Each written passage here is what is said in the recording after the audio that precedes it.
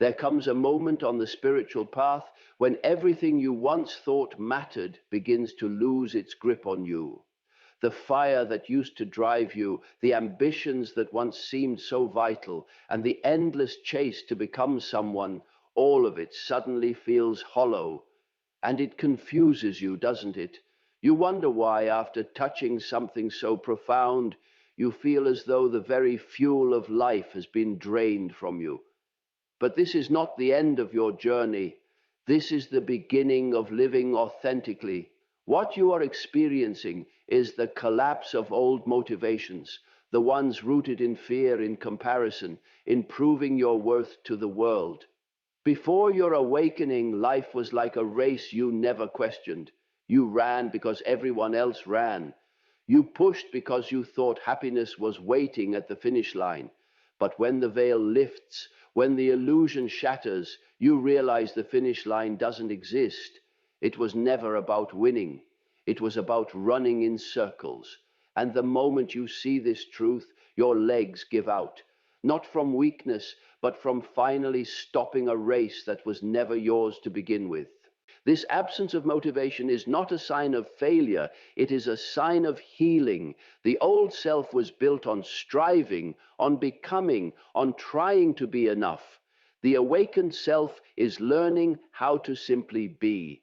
At first it feels like nothingness, like a void, but that void is sacred. It is the space where your false identities dissolve, where your soul breathes for the first time without masks.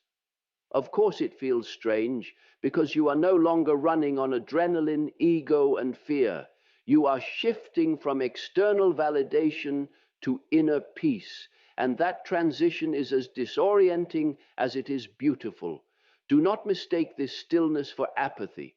What you call lack of motivation is your spirit refusing to be manipulated by the same old carrots and sticks.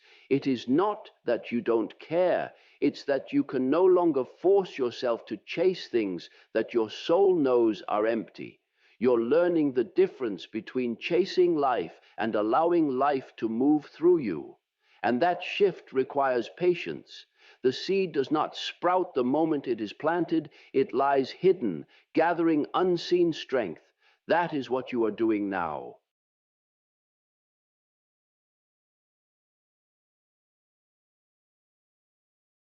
Then something profound happens. The awakening cracks the illusion.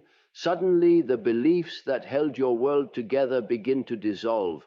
The identities you wore so tightly, the achiever, the winner, the one who must keep striving, start to feel like costumes. You begin to see that the finish line you were chasing keeps moving, that the applause fades, that no amount of external success can give you the inner peace you long for. This realization does not come gently. It shakes the very foundation of your motivation. Because when you see that all the things you fought for were never capable of giving you true fulfillment, the desire to keep fighting for them collapses. What once lit a fire under you now feels strangely hollow. This is not laziness, it is liberation from an old spell. The ego's goals were like painted mirages on the horizon, and for years you sprinted toward them, convinced they held the treasure of your happiness. But awakening is like walking straight through one of those mirages and seeing the dry ground behind it. It is sobering, it is disorienting, and it strips away the illusion that external validation is the currency of your worth. Without that illusion, the chase loses its meaning. The motivation that once surged through you evaporates, not because something is wrong, but because the old game has ended. At first, this collapse feels like a kind of death. You wonder why you no longer care about the things everyone else still seems to chase. You watch people hustle, strive, and compete, and you feel strangely detached from it all, like you are standing outside a race you used to run. It can make you question yourself, even fear that you have lost your spark. But what has actually died is not your spark. It is the false fuel that burned you out while convincing you it was passion. The exhaustion you feel now is not from failing to keep up. It is from realizing you no longer have to. This stage is profoundly misunderstood because we are taught from childhood that motivation must be tied to achievement, that to slow down or stop striving is to fall behind. So when the ego-driven goals collapse, it feels as though you have lost your compass. But in truth, you have not lost your direction. You have simply stopped navigating by borrowed maps. The old motivations were built on fear. Fear of not being enough, fear of rejection, fear of disappearing into irrelevance. Awakening shines a light on that fear, and once you see it clearly, it cannot manipulate you anymore. This is why the old goals no longer move you. They were never truly yours. They were survival strategies dressed as dreams. What follows is a deep inner pause. It is as though your soul is asking you to stand still and relearn what matters. It can be uncomfortable, even painful, because you are used to defining yourself by how much you achieve. Without that, the mind panics, trying to resurrect old ambitions just to feel safe again. But if you resist the urge to run back to the familiar, you begin to notice something subtle. Beneath the silence where your old goals used to scream, there is a quiet space. And in that space, something more real can be born. The collapse of ego-driven goals is not the end of motivation, but the clearing of space for true purpose to emerge. It is like a forest fire that looks destructive, but actually makes room for new life to grow. The difference is that this new life will not be rooted in fear. It will not need to prove anything. It will rise gently, not with urgency, but with clarity. It will call you not to become someone, but to express who you already are. That is why this stage feels empty. The soil is being cleared, the old weeds pulled out by the roots. There is nothing to harvest yet, and that can make you restless. But nothing meaningful grows without this clearing. In this way, the loss of motivation is a profound act of self-love, even if it doesn't look like it. You are no longer willing to sacrifice your peace to earn applause. You are no longer willing to abandon your truth to fit an image. You are no longer willing to run just to keep up. This can make you seem distant or uninterested to those who still live in the old paradigm, and they may not understand your withdrawal. But this is your sacred recalibration.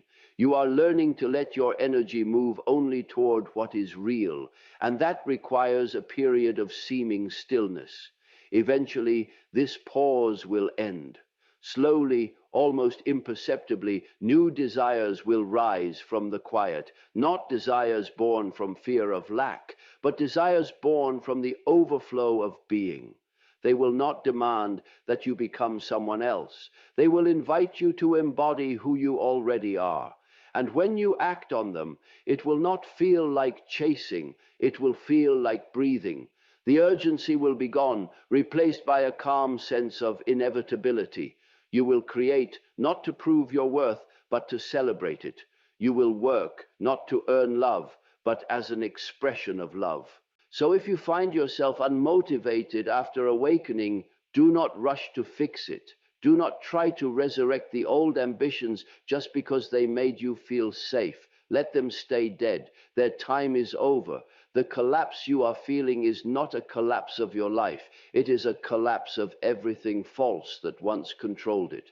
And though it feels like an ending, it is the most powerful beginning you will ever experience.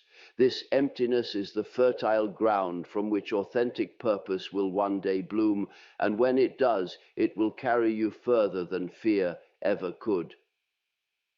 After a spiritual awakening, there is often a strange stillness that settles into your life, a quiet void where your old motivations once roared. It can feel like someone has pulled the plug on your entire sense of direction. Things that used to excite you no longer hold any spark, and even the idea of setting new goals feels hollow. This experience can be deeply unsettling because it clashes with everything you've been conditioned to believe about progress and success. You may start to wonder if something has gone wrong, if you've lost your passion, or if the awakening has somehow drained the life out of you. But what is actually happening is not a collapse of life, but a profound clearing of space within you, a sacred emptiness that appears before something real can be born. When awakening strips away what is false, it does not immediately replace it with what is true. It does not rush to fill the void. It simply leaves you standing in an open space, stripped of the illusions that once drove you. All the layers you wore to impress, achieve, and belong begin to dissolve, and for a time you are left naked before yourself. The mind, which thrives on control, panics in this emptiness. It desperately tries to resurrect old dreams or fabricate new ones just to regain a sense of ground. But none of it feels alive anymore. The truth is, it isn't meant to. This emptiness is not a mistake. It is the soil being cleared of weeds before new seeds are planted. And just like soil after a harvest, it must rest before anything can grow. At first, this rest can feel like apathy. You wake up and feel no rush to accomplish, no drive to chase. The old engine that once pushed you is gone, and without it, everything slows down. But this slowness is not death. It is healing. You are recovering from the constant tension of living for something outside of yourself. For years, you ran on adrenaline and anxiety, trying to prove you were enough. Awakening pulled the plug on that false current, and now your system is recalibrating to a quieter, truer rhythm.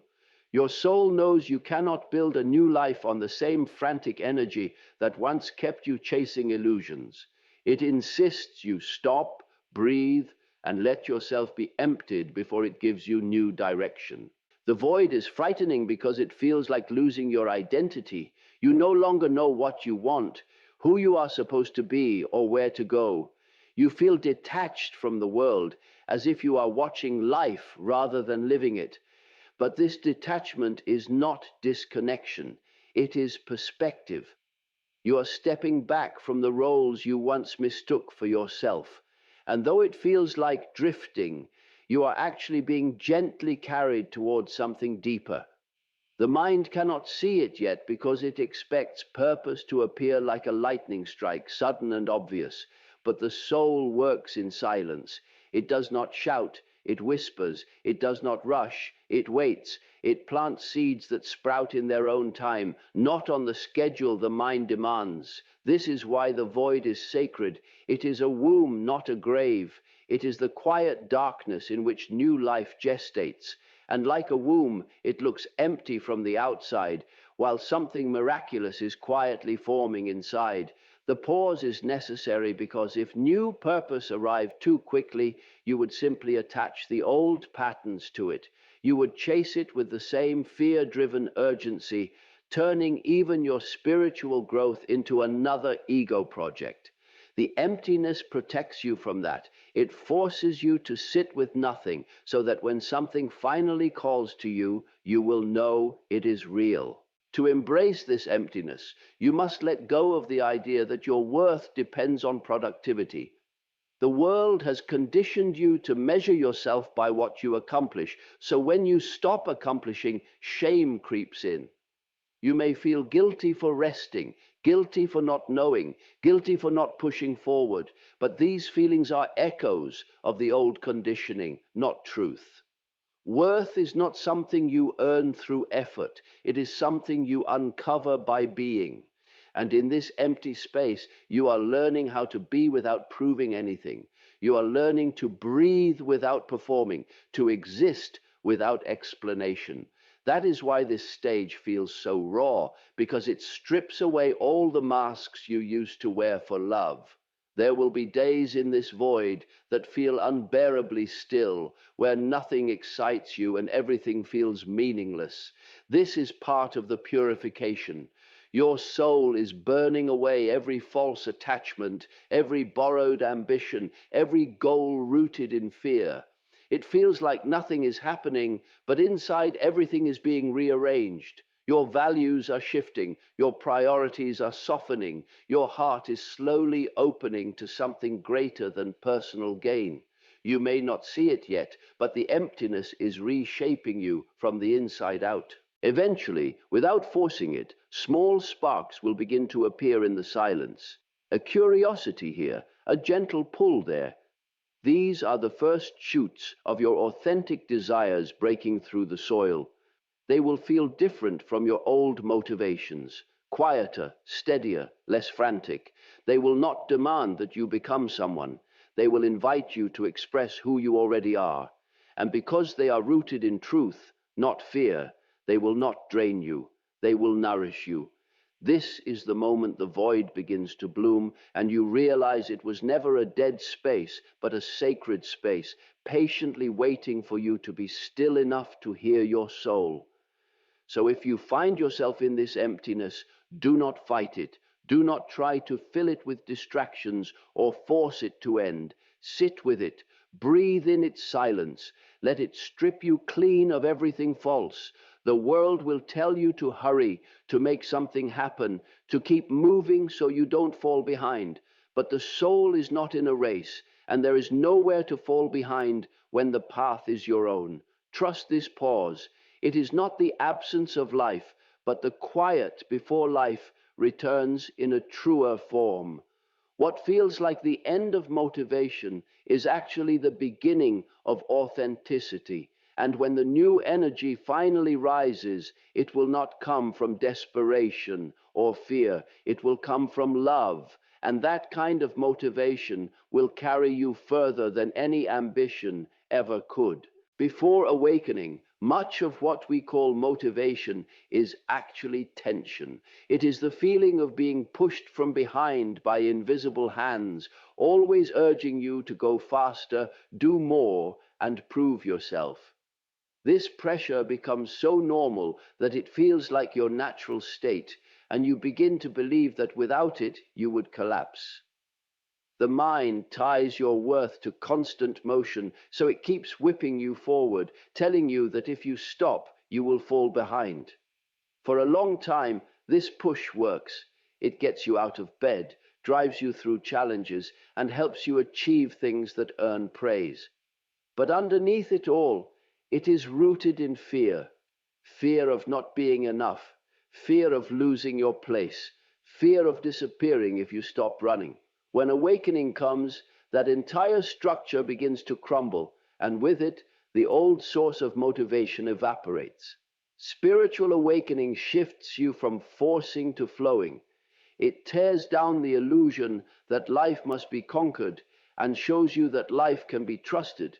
Instead of being a battlefield to win on, life reveals itself as a river to move with. This is a radical shift because it rewrites the entire way you approach effort. Before you believed that without forcing things to happen, nothing would happen. Now you begin to sense that life already has its own current, and you are meant to move with it rather than against it. This realization is liberating but also disorienting. The old way gave you the illusion of control, and even though it was exhausting, it made you feel safe. When that control dissolves, you are left standing in open space, unsure how to act without the whip of urgency at your back. In this space, your mind panics. It equates the absence of pressure with the absence of purpose. It whispers that if you are not pushing, you are failing, that if you are not striving, you are wasting your life. This inner voice has been trained by years of cultural conditioning that glorifies effort and achievement while shaming stillness. So when you stop forcing, it assumes you have given up. But the truth is the opposite. You are not giving up on life. You are giving up on struggling against it. You are learning how to listen instead of control, to be guided instead of driven. And this transition, though peaceful in essence, can feel like standing on the edge of a cliff with nothing to hold on to. This is why motivation often disappears during this phase. The old motivation was like a fire made of dry twigs, crackling with anxiety and fear. Awakening douses that fire, and for a while it feels like you are left in darkness. But what is really happening is that a deeper flame is waiting to be lit, one that burns quietly, steadily, without consuming you. To find it, you must first stop feeding the old fire. That means resisting the urge to push yourself just to feel productive, resisting the urge to create just to prove you are worthy, resisting the urge to run simply because everyone else is running. It means allowing yourself to be still, even when your mind screams that you are falling behind. This stillness is not stagnation, it is surrender to a greater rhythm. Flow is different from force in every way. Force demands results. Flow trusts timing. Force is fueled by fear. Flow is carried by trust. Force burns energy to move faster. Flow gathers energy by moving in harmony. When you are in force, life feels heavy and uphill. When you are in flow, life feels light and alive. The challenge is that flow cannot be summoned by willpower. You cannot make yourself flow. You can only become still enough to be carried. This requires a complete rewiring of your inner world. You must shift from controlling life to listening to it, from planning every step to allowing the next step to reveal itself. And while this sounds beautiful in theory, in practice it often feels like standing in silence while the world rushes past you. The transition period can be uncomfortable because it feels like you are doing nothing. The mind cannot measure progress without effort, so when effort fades, it thinks progress has stopped. But this is when the deepest growth happens. Without the noise of forcing, you can hear the quiet pull of your intuition. It speaks softly, nudging you toward what is aligned rather than what is impressive. It will not shout over the ego's fear. It waits for you to become quiet enough to notice it. And once you begin to follow it, you realize that flow is not passive. It is not about sitting still forever or abandoning all ambition. It is about moving from a place of connection rather than fear, letting actions rise naturally instead of forcing them from obligation. At first, this way of moving will feel strange. You will want to grab the reins again, to plan, to push, to make things happen on your timeline. But each time you try, it will feel heavy, like walking through water. This is how you know you are trying to force. When you stop, when you breathe, when you wait until the inner nudge comes, things will begin to unfold with a strange ease. The right opportunities will appear without strain. The right words will come without rehearsing. The right timing will align without chasing. This is flow, and it will carry you further than force ever could, because it uses life's energy, not just your own. As you learn to live this way, motivation begins to return, but it looks nothing like the old kind.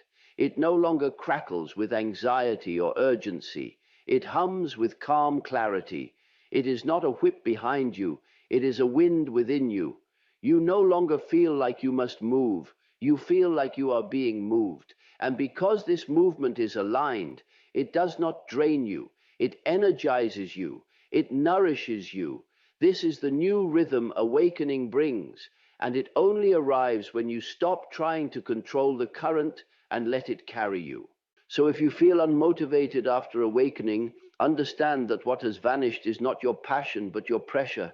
The old engine has gone silent so you can learn to hear a deeper song. It may take time before you trust it. You will stumble between forcing and flowing as you learn the difference. But eventually, you will see that life was never meant to be wrestled into submission. It was meant to be danced with. And when you finally surrender to that dance, you will discover that the most powerful movement comes not from pushing harder, but from allowing yourself to be carried. After a spiritual awakening, something profound happens deep within you. The old reasons for living crumble, yet the new ones have not yet taken shape. For most of your life, purpose was something handed to you by the world, a list of roles, goals, and expectations you were supposed to fulfill to be considered successful or worthy. These were rarely born from your soul.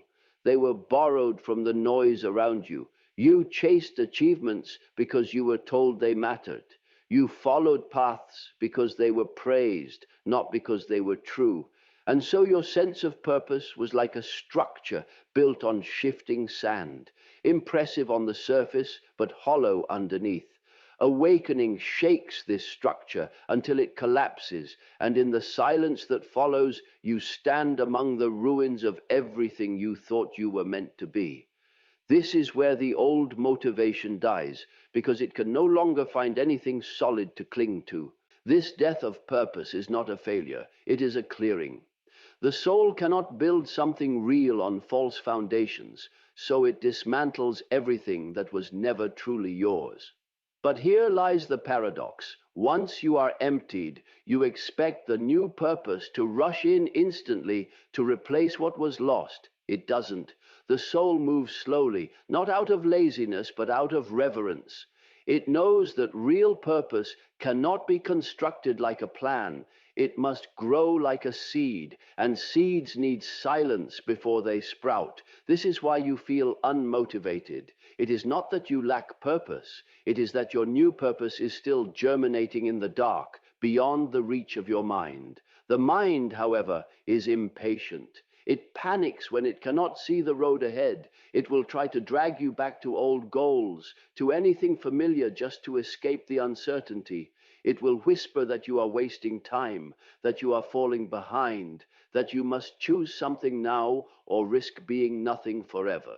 But awakening has broken your ability to lie to yourself. You can no longer chase things just to escape discomfort, because the moment you try, your entire being resists. There is an invisible barrier now between you and anything that is not real. This is why you cannot simply go back to who you were. The old ambitions feel hollow, and any attempt to revive them drains you instantly. What used to spark you now leaves you empty, because your soul will no longer feed energy into what is false. This is a deeply frustrating stage because you want to move forward, but you can only move in truth, and truth has not revealed itself yet. You may look around at others, watching them pursue clear goals while you drift in uncertainty, and wonder why you cannot do the same. But their paths are not yours. You are not behind. You are beneath, down in the unseen soil where transformation happens. While the world measures progress by visible steps, the soul measures it by depth, by how much falsehood you are willing to shed and how much silence you are willing to hold. Your stillness is not failure, it is gestation. Something is forming in the dark, and like all sacred things, it cannot be rushed. During this period, life will feel stripped of meaning, and this can be terrifying. Humans are wired to crave meaning. It gives shape to our days and direction to our choices. Without it, the mind spins in circles, desperate for something to grasp. But you are being asked to sit in the void without grasping.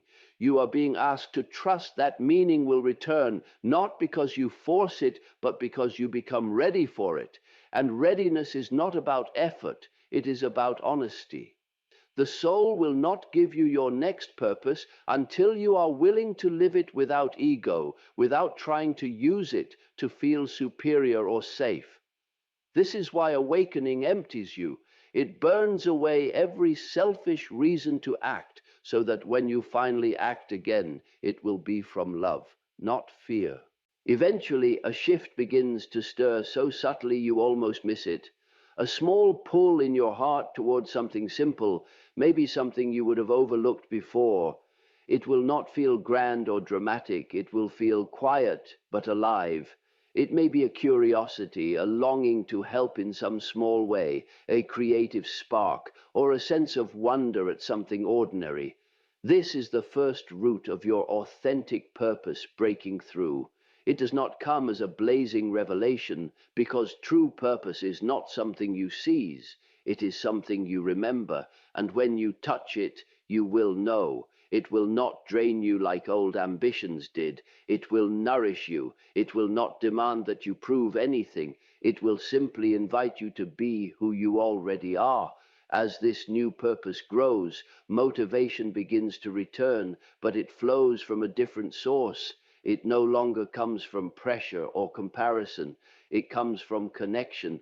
You no longer strive to impress. You move to express. You no longer chase results to feel worthy. You create because creation itself fulfills you.